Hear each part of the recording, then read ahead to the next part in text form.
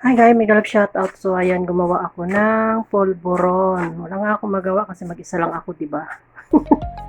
Kung ano-anong naisipan ko. Parami pala yung ano niya. So ayan, nilagyan ko lang siya ng butter, milk powder at saka konting asukal. So dapat ano siya, maano pa siya.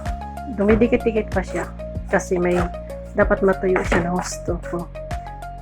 Kulay brown na siya. At itong white flour.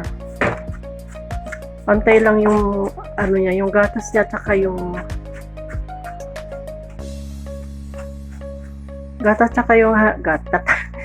tsaka yung harina, dapat pantay ang dami niya.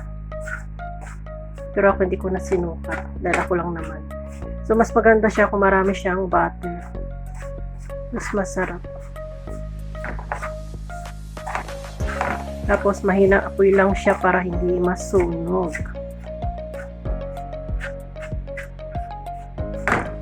Ganyan lang ang paggawa ng polvoron. Ewan ko.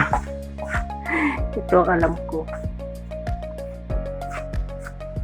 Yung iba nilalagyan ata ng margarine. Margarine instead of pwede rin ng margarine. Tapos ano pa yung nilalagay nila.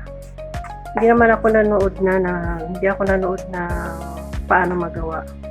Kasi noon ko pa ito ginagawa. Ganito.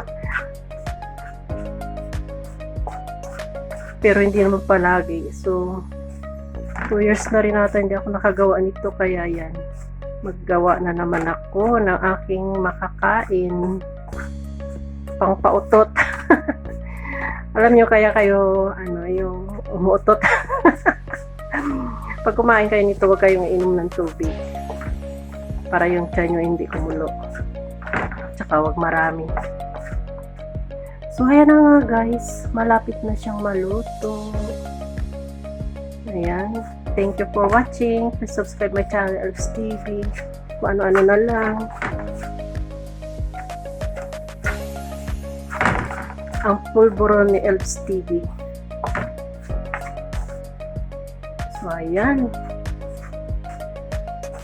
malapit na siyang maluto. Ayaw kong tikman kasi ang init-init niyan, mapapaso yung dila. Mayroon siyang puti-puti pa yung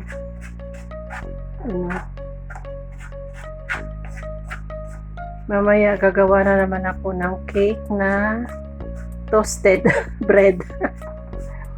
Tutunawin ko yung toasted bread, tapos lalagyan ko siya ng milk, nakita ko lang din sa YouTube yan. Ang pressed milk, kasi masisira na yung pressed milk, mag-expired na. Kailangan ko na siyang gamitin. So ayan guys, thank you for watching.